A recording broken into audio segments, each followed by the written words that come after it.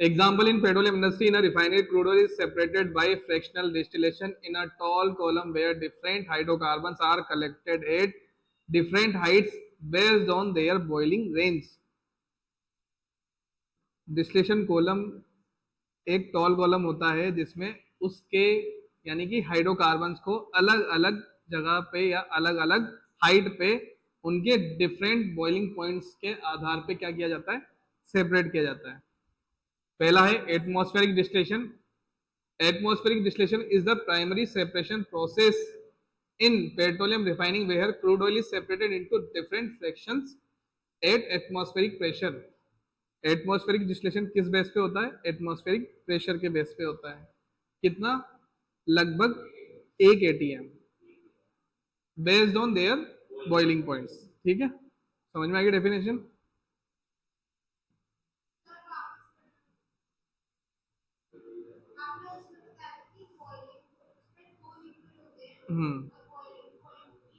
Distillation का बताया था मैंने।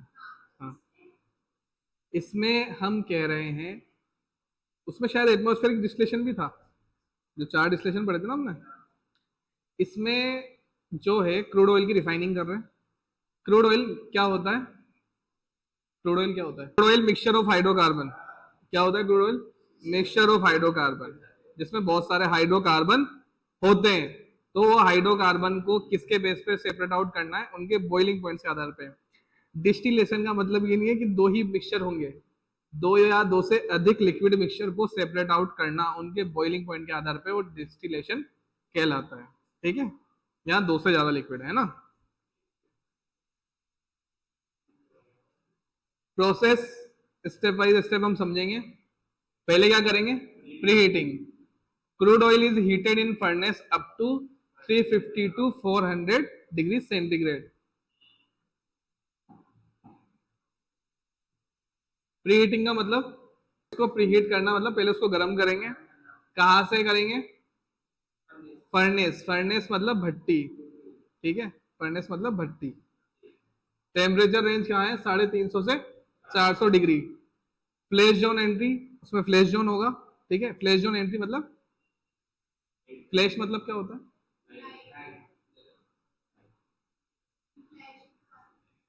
फ्लैश जोन एंट्री जहां पे उसको जलाना स्टार्ट करेंगे। किसको? उसको गर्म करेंगे ना, क्रूड ऑयल को क्यों जलाएंगे? फ्लैश जोन एंट्री, जब वो एंट्री करेगा क्रूड ऑयल तो वहां पे क्या होगा? वो गर्म होगा, है ना। गर्म हो गया तो प्री हीट होगा। कंफर्मेशन भी तो चाहिए ना। The hot crude enters the fractionating column. Crude oil पहले ठंडा था, आएगा, गर्म करेंगे, प्री हीट होगा तो वो क्या हो जाएगा? हॉट।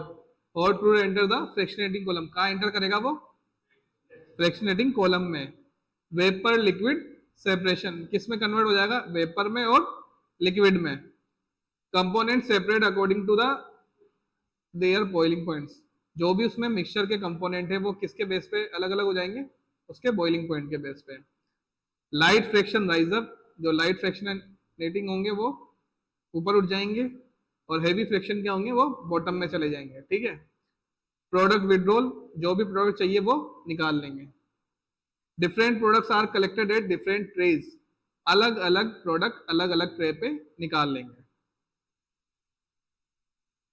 ये उसका एग्जाम्पल, या ब्लॉक डायग्राम बोले।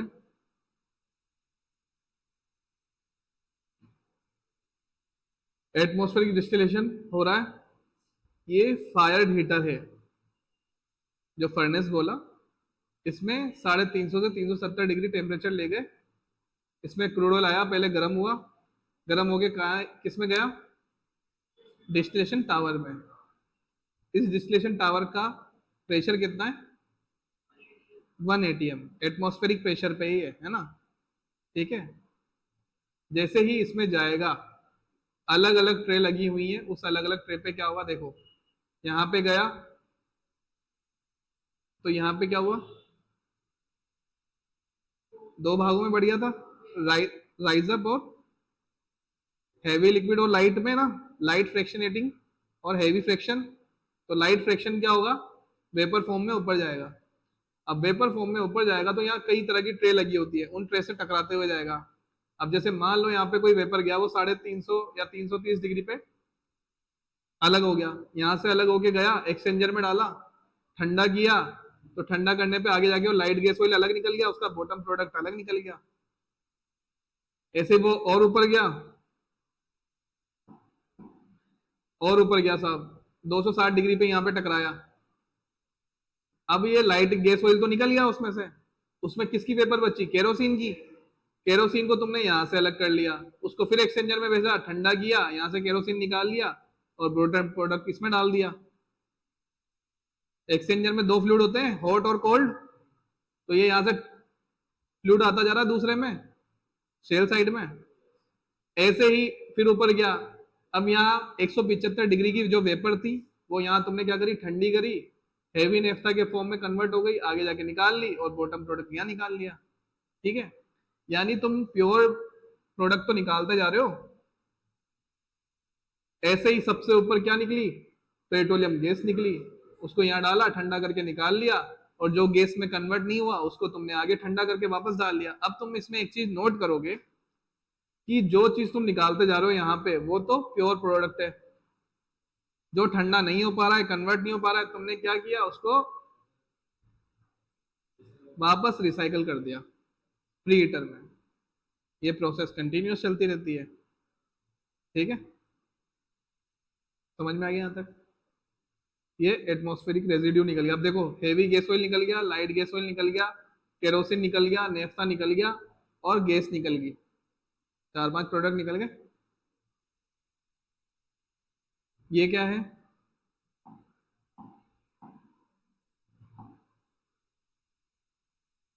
फ्रैक्शन, बॉइलिंग रेंज और उसके यूज। एलपीजी, उसका मतलब 30 डिग्री से कम। क्या है ये? बॉइलिंग रेंज, यानी इतनी रेंज पे वो बॉइल हो जाती है। 30 डिग्री पे जैसे ही तुम 30 डिग्री से कम पे ही वो क्या होगी? बॉइल हो जाएगी। टेम्परेचर कितना है अभी? अभी कितना होगा? 27, 28, 29, 30, 31, 32, 33। एलपीजी सिलेंडर घर में है, खोलना उसको ऐसे ही निकल जाएगी वो। थोड़ा और ठंडा करके खोलना और निकल जाएगी, 1-2 डिग्री पे भी निकल जाएगी। कहने का मतलब ये है, एलपीजी जो है गैस, वो 30 डिग्री से कम पे बॉइलिंग हो जाएगी, यानी वो वेपराइज हो जाएगी। यूज कहाँ है इसका? कुकिंग में। नेफ्था 30 से 200 डिग्री, यानी 30 से लेकर 200 डिग्री की रेंज में नेफ्था बॉइल होने लग जाता है ना। कहाँ यूज है इसका? पेट्रोल और पेट्रोकेमिकल्स में। केरोसिन 150 से 250 डिग्री जेट फ्यूल में यूज होता है इसका। केरोसिन तुम घर पे लाते हो, जब तक उसको जलाओगे नहीं वो जलता है क्या? नहीं जलता, यानी कि 150 डिग्री पे जाके वो जलना स्टार्ट करता है। डीजल 250 से 350 डिग्री डीजल फ्यूल में यूज होता है। ठीक है, एटमॉस्फेरिक रेजिड्यू 350 डिग्री से ज्यादा। Send to vacuum distillation. Atmospheric residue को कहाँ भेज देते हैं हम? वैक्यूम डिस्टिलेशन में। जो बचा कुचा जो लास्ट में निकलता है एटमॉस्फेरिक डिस्टिलेशन में, उसको हम वैक्यूम डिस्टिलेशन में भेज देते हैं। ये फ्रैक्शन जो तुम्हें उस डिस्टिलेशन कॉलम से प्राप्त हुए, उसकी बॉइलिंग रेंज, उसके यूज। ठीक है, इंपॉर्टेंट पॉइंट्स क्या है? एटमॉस्फेरिक प्रेशर को किस पे ऑपरेट करते हैं, या एटमॉस्फेरिक डिस्टिलेशन को किस पे यूज करते हैं? एटमॉस्फेरिक प्रेशर पे। कितना होता है atmospheric pressure? 1 atm। First major unit refinery called ADU. Refinery में पहली जो यूनिट होती है उसको क्या बोलते हैं? एडीयू। एडीयू मतलब एटमॉस्फेरिक डिस्टिलेशन यूनिट। ठीक है, यूजेस ट्रे और packing for better separation. Distillation column में सेपरेशन के लिए क्या यूज करते हैं? या तो ट्रे, ट्रे मतलब प्लेट, या पैकिंग यूज करते हैं। ये मास ट्रांसफर में पढ़ेंगे कि पैकिंग किस तरह की होती है। 2 तरह की होती है, रैंडम और अरेंज, ये पढ़ेंगे आगे ना। Bottom product goes to vacuum distillation. तो जो भी एटमॉस्फेरिक डिस्टिलेशन से बॉटम प्रोडक्ट मिला उसको क्या बोलते हैं? वीडीयू, शॉर्ट फॉर्म, और लॉन्ग टर्म क्या है? Vacuum distillation unit. ये है एग्जाम या इंटरव्यू में पूछने वाले क्वेश्चन। ठीक है,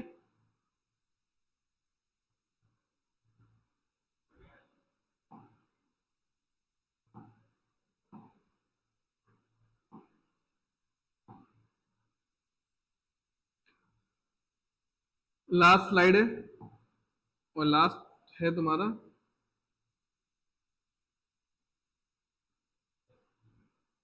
वैक्यूम डिस्टिलेशन। ठीक है, vacuum distillation is a petroleum refining process. Vacuum distillation क्या है? वो रिफाइनिंग प्रोसेस है which the heavy residue, heavy residue मतलब बचा हुआ हेवी पदार्थ, from the atmospheric distillation unit, जो कहां से मिलता है? एटमॉस्फेरिक डिस्टिलेशन यूनिट से मिलता है। Is separated into different fraction, जो कहां पे? डिफरेंट फ्रैक्शन में सेपरेट आउट किया जाता है। अंडर रिड्यूस प्रेशर, कैसे प्रेशर में? रिड्यूस प्रेशर, रिड्यूस प्रेशर मतलब वैक्यूम। किसी भी चीज का प्रेशर अगर रिड्यूस करोगे तो वैक्यूम में आ जाएगा, है ना।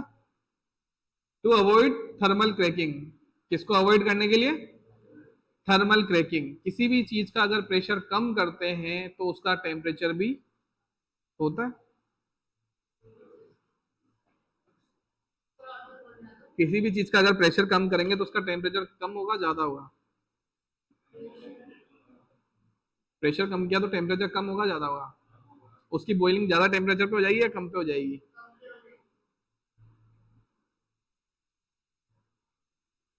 पानी फेंको हवा में, वेपराइज हो रहा है, प्रेशर कम हो गया उसका, तो आसानी से क्या हो जाएगा? वो बॉईल हो जाएगा, आसानी से बॉईल हो जाएगा। अब आसानी से बॉईल होने पे होगा क्या?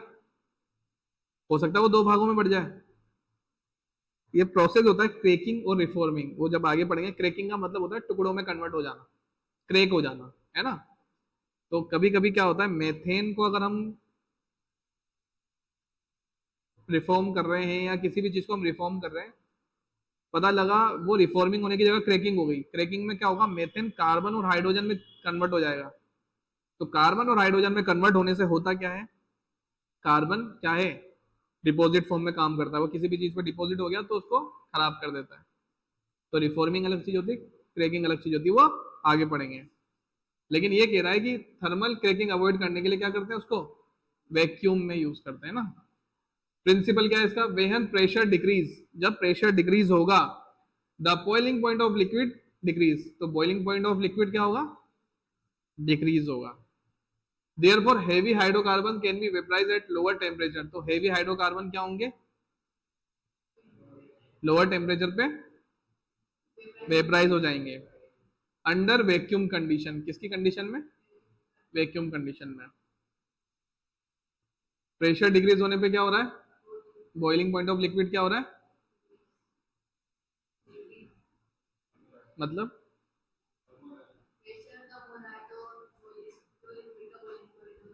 वो भी कम हो रहा है। इससे क्या हो रहा है? जल्दी वेपराइज हो जाएगा वो, है ना, जल्दी वेपराइज हो जाएगा। Need of vacuum distillation, vacuum distillation की जरूरत क्यों पड़ी? सबसे इंपॉर्टेंट टॉपिक है या पूछे जाने वाला क्वेश्चन है कि वैक्यूम डिस्टिलेशन क्यों चाहिए तुम्हें।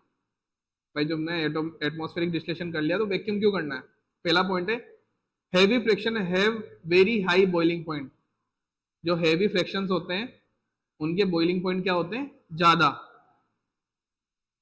एट एटमॉस्फेरिक प्रेशर दे में डिकम्पोज, एटमॉस्फेरिक प्रेशर पे क्या होते हैं? वो डिकम्पोज हो जाते हैं, यानी क्रैक हो जाते हैं, क्रैक, है ना। तो उसको अवॉइड करने के लिए वैक्यूम डिस्टिलेशन यूज करते हैं ना। Vacuum operation allows safe separation without decomposition, वो क्या करते हैं? बिना डिकम्पोज हुए उसका सेपरेशन कर देते हैं।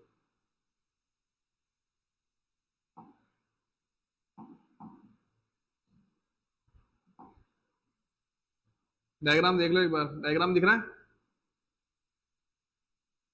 एटमॉस्फेरिक डिस्टिलेशन का रेजिड्यू आया, जो बचा हुआ पदार्थ था वहां से आया, फायर हीटर में गया, इसका टेम्परेचर बढ़ाया, टेम्परेचर बढ़ाने के बाद इसको वैक्यूम डिस्टिलेशन में डाल दिया। जैसे ही वैक्यूम डिस्टिलेशन में डाला, इसमें वैक्यूम सिस्टम लगा हुआ था, तो तुम यहां से देखोगे अलग अलग उसमें सेपरेट आउट हो गया। दोनों क्रूड ऑयल एक्सचेंजर में गए, ये तो है कि हैवी वैक्यूम गैस ऑयल में कन्वर्ट हो गया और वो लाइट वैक्यूम गैस ऑयल में कन्वर्ट हो गया। बचा हुआ क्या निकल गया? वैक्यूम रेजिड्यू में। अब इसका प्रोसेस पढ़ेंगे। पहला क्या है?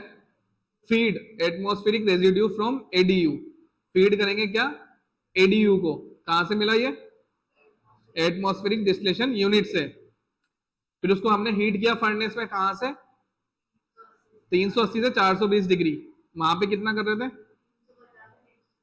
350 से 370। यहाँ कहां से कर रहे हैं? 380 से 420। ऐसा क्यों कर रहे हैं? उसको कहीं ना कहीं से तो गर्म करोगे, तभी तो वो वेपराइज होगा, तो उसको पहले हीट करते हैं। Vacuum column feed enter vacuum distillation column. Vacuum column में क्या करते हैं? फीड एंटर करवाते हैं ना। लो प्रेशर कॉलम ऑपरेट, कितना प्रेशर पे ऑपरेट होता है ये क्वेश्चन भी आता है। 10 से 40 mmHg, 10 से 40 mmHg पे होता है क्या? Vacuum distillation. एटमॉस्फेरिक कितने पे हो रहा था?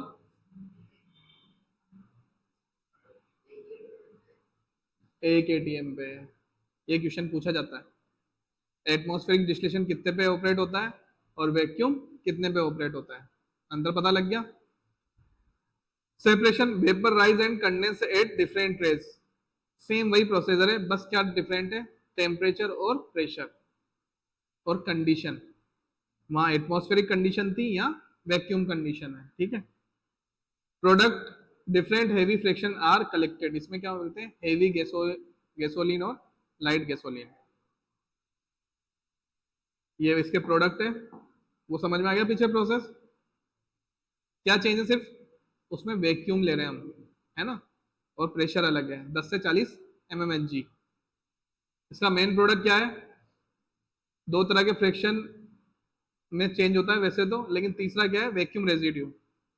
Application light vacuum gas oil feed for catalytic cracking. कहाँ यूज करते हैं इसको? क्रैकिंग में यूज करते हैं। हैवी वैक्यूम गैस ऑयल को कहाँ यूज करते हैं? हाइड्रो क्रैकिंग फीड में यूज करते हैं। और वैक्यूम रेजिड्यू को कहाँ यूज करते हैं? Bitumen asphalt production. Asphalt production मतलब कोल तार बनाने में। ठीक है। एडवांटेज क्या है? Prevent thermal cracking. Vacuum distillation को क्यों यूज करते हैं? थर्मल क्रैकिंग के लिए। इम्प्रूव रिफाइनरी यील्ड, रिफाइनरी की यील्ड बढ़ाने के लिए वैक्यूम डिस्टिलेशन लगाया जाता है। Recover valuable heavy oils. अगर हम उस एटमॉस्फेरिक रेजिड्यू को फेंक देते बाई चांस, मान लो नहीं लगाया वैक्यूम डिस्टिलेशन, तो ये तीन चीजें यूज नहीं होती। डामर भी तो चाहिए होता है रोड बनाने के लिए, अगर फेंक दोगे तो कैसे कवर अप करोगे? और ये गैस ऑयल बहुत जगह यूज होता है, बहुत जगह यूज होता है। तो तुम्हारा ये चैप्टर यहाँ फिनिश होता है। एडीयू वीडीयू, ये दो चीजें तुम्हें पता होनी चाहिए। कौन कौन सी? Atmospheric distillation unit, vacuum distillation unit, distillation कितनी तरह का होता है, और क्रूड ऑयल। खत्म यहाँ पे। ठीक है।